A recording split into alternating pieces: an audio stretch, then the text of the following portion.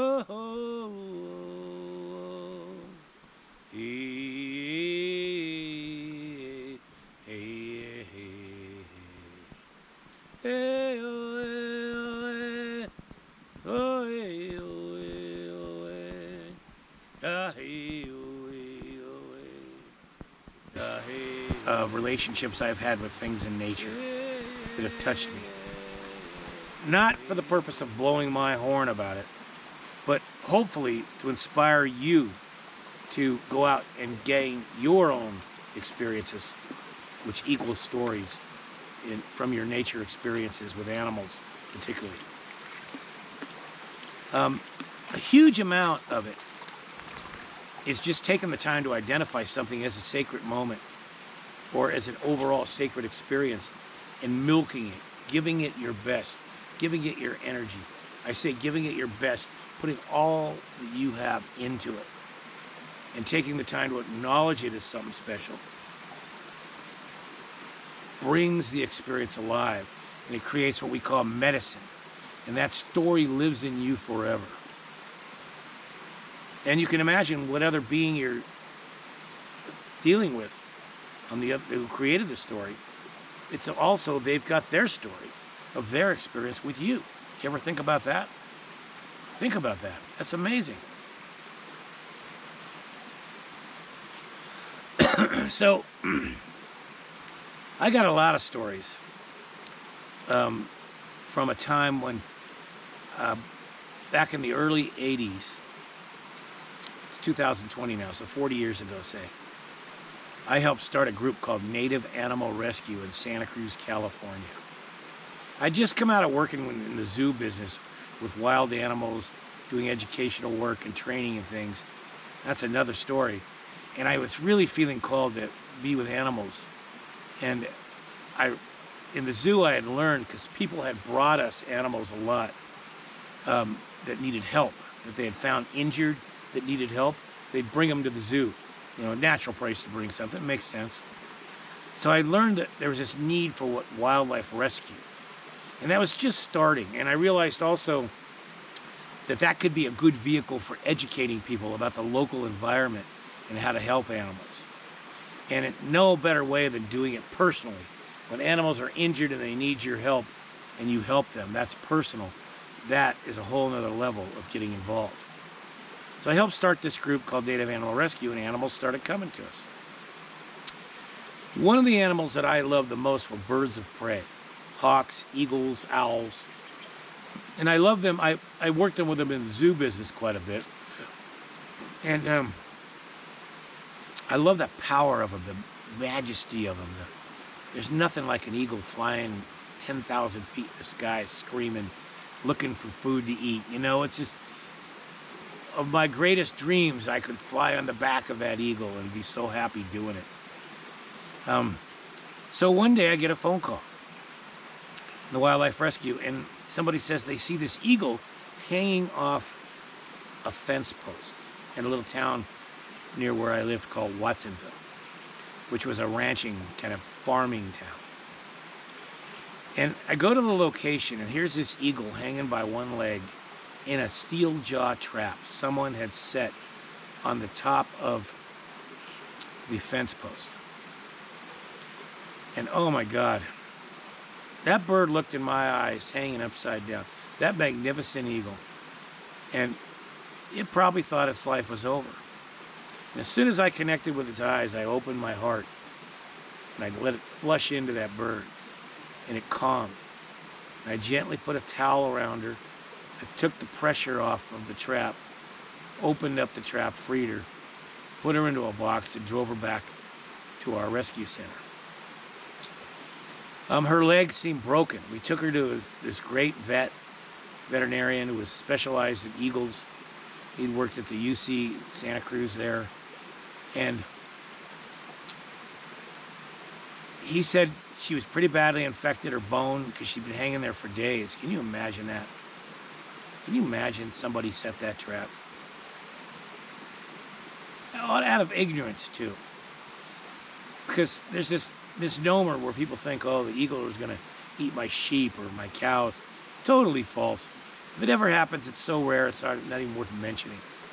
So someone, out of ignorance, lack of truth, lack of knowledge, sets this trap and tortures this poor bird. And a bird that, not that it has to be okay for humans, but is highly beneficial in humans because she's constantly eating rodents and things that make our life difficult. So she keeps it in check, particularly for the farmers. She keeps eating the rats and the squirrels and the things that eat the food the farmers grow. And they killed her, or tried to kill her. She wasn't dead yet. So this veterinarian, he puts her back together, put her on some drugs, and I take her home to my house. She was too wild and needed space to be in a rescue center that was busy with many other animals and people. I take her to my house, and she needed a soft padded space. So I got a kid's crib, kind of a big one, with padding on the bottom, and I put her in that. And next to my bed. And I would hand feed her every day. And I just sit with her and connect. And I put my hands on her foot and try to give it a healing, try to envision it healing. And I would just share space and energy with her. And our relationship grew to one of a complete fusion of love between a wild animal and a human on a level that I don't even know if there's words for it. I would look into her eyes and she'd look into mine, and I'd go flying with her. How else can I say it? And one day my shirt's off and I'm sitting on my bed next to her, and she jumps up and lands on my back. And I was worried about her broken foot, which was healing. It was in a cast. But those talons, that's what she uses to kill with. And she didn't stick them in me. She kind of rolled off a little bit and didn't stick them in me, didn't hurt me. And I learned something. I learned at that moment that love she shared was deep enough to know the difference. And so she started sleeping on the bed with me. I admit it, you know. She'd sit on one end, I'd sleep on the other. And this went on for about 3 weeks. And our relationship deepened and deepened and deepened. And I took on eagle medicine, boy, I'm telling you. That is a magnificent being. To think that we share the earth with something like that. Whoa. And so I had to take her into the vet to get the follow-up checkup. And he said the infection had gone through the bones, and it was going to kill her. It was making her sicker. I didn't want to hear what he had to say after that, because I knew he was going to want to euthanize her. So I just ignored him for a moment. And I looked at her, and we knew it had to happen. I couldn't keep her like a zoo animal. She'd been wild, and the infection wasn't going to get better anyway, and it was causing her great distress. So I held her close to my belly and gave her lots of love and told her, I'm sorry, we humans did this. And the veterinarian, in a very comforting way, put her down with one shot. And off to the spirit world she went. But that bird, I was 28 maybe. I'm 60, 65 now. She lives in me, and she has been with me forever. And I'll tell you one more eagle story to go along with that. A darn good news one. She lived in me forever. All my whole life. She's right there with me. Oof. So one day a few years back here on this land, Julie, our caretaker here, and our cook, and so many other things, she took off from our garage in her car to go to town. And we go down a dirt road. You go one way up a ways, down another. And she'd gone on that dirt road, and she comes, she sees a bird in the middle of the road. And she comes driving back because she knows I know a lot about birds of prey really fast, and tells me she saw a golden eagle in the middle of the road. And that's what the bird that the original bird I just told you the story about was a golden eagle. And I didn't really believe her because it just seemed impossible. But I had to check it out. So I drove back up with her, and there was no eagle there. But the tracks were there. I'm a tracker, and I saw the eagle tracks, the marks from the feather in the dust on the road. And I saw that the eagle had, one time Julie had left, the eagle had gone into the bush, the manzanita bushes, which are really thick, scrubby bushes. And I looked at her and I said, Julie, and I looked at her and I said, get ready to get hurt, grab a towel, let's go find this bird. Because there was something wrong with it, obviously. She wasn't flying thousands of feet in the sky, right? So we looked for about 45 minutes, and finally, I see her over there in the bushes, and I grab the towel and I jump on her. And the first thing when you grab an eagle or any bird of prey, you want to grab their talons so they're not able to grab you with them. That is not a good day if that happens. So I grabbed her talons, you put the towel over and didn't get hurt. I took her back to my house and looked at her, and I couldn't see anything wrong with her physically other than she was emaciated. She was starving. And she was a first-year bird, so she probably just left the nest a month before, maybe. It was the middle of the summer. And she just wasn't in her early stages of learning to hunt. She just made some mistakes and got too weak to hunt. So she was starving to death. Now here's a remarkable thing I want you to think about. And this is where you have to understand that there's so much more to the world we live in than we know physically or with our eyes. There's so many more levels of existence, things happening, that we can't really identify or even give words to. It's just, it's the Native Americans call it the Great Mystery. It's just knowing that there's no limits, that life is this endless layer of existence, and that we as physical humans spend so much time being physical, we miss a lot of that. But when we open up to it, boom, anything's possible. So think about this, and with that in regard to what I just said. This bird, this whole area, comes to the one place in the middle of the road at the right time for Julie to find it, knowing that I'm an expert on eagles, that I would have the ability to catch it and to save it, or get it the help it needed.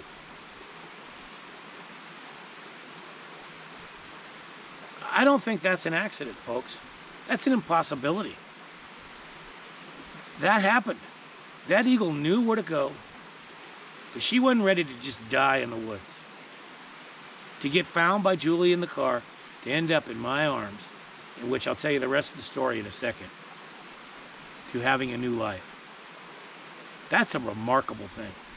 And I think you need to take a moment and sit with it, because that is the story of so much of what happens in life when we connect deeply with the earth.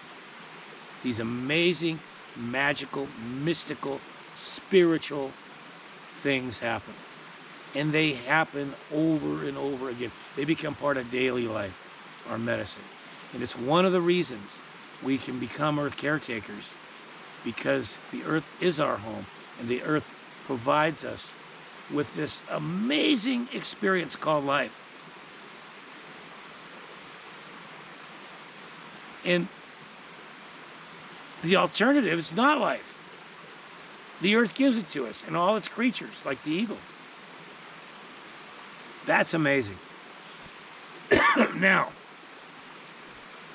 I was busy with the school and knew that I couldn't take care of the bird right there. So I did some research, and I found there was this woman in a little town north of us who specializes in helping birds of prey that are injured. So I took the eagle to her. She slowly fed it, It gained its strength. It took a few weeks, but it came back with its strength as she fed it, and she was able to tag it, band it, and then release it. And for many years, the eagle lived a very good life, was spotted and seen with the band, probably had a nest and youngins, and went on. Now look at the line of events that happened there. That eagle got born into a nest hatched out of an egg. Her mother and her father, male and female eagle, took care of her, fledged her. That's called that she left the nest. She wasn't eating well. She got weak from starvation. Decides to get help. However, an eagle decides to get help. Lands in the middle of a dirt road in a place where there's hundreds of thousands of acres. She could have landed anywhere. Gets found, gets rescued, and has a new life. Did you need to find hope in the world? There you have it. That's the story, the never-ending story that repeats itself over and over if we just open up to it. If we just decide to participate in life, not just observe, participate. That gives me great hope. That story tells me that we can save our planet, and thus us. Anything is possible. Anything. I'll leave you with that, and I want you to know I'm going to tell you many more of those kinds of animal stories as we go on here in the future. And thanks again for listening. And next time you see an eagle flying up in the sky or sitting in a tree, stop and look at it and soak it in. And if it's flying, I don't care if it's 20 minutes. Watch it the whole way. Don't answer your phone. Watch it the whole way, absorbing it, giving it your heart, your love, your respect, your compassion, your kindness, your good wishes. Wish it well. That's called a blessing. Wish it well. Send it on its way in a good, protected way. Let it inspire you to get out and change the world forever for the better. Hey, hey, away, hey, hey, away, away, hey, hey, away, away, hey, hey, away, away, yeah, yeah, yeah, away, away, yeah, yeah, yeah, away, away, hey, hey, hey, away, away, hey, hey, away, away, Yahweh, away, away, Yahweh, away, away, Yahweh, away, away, Yahweh.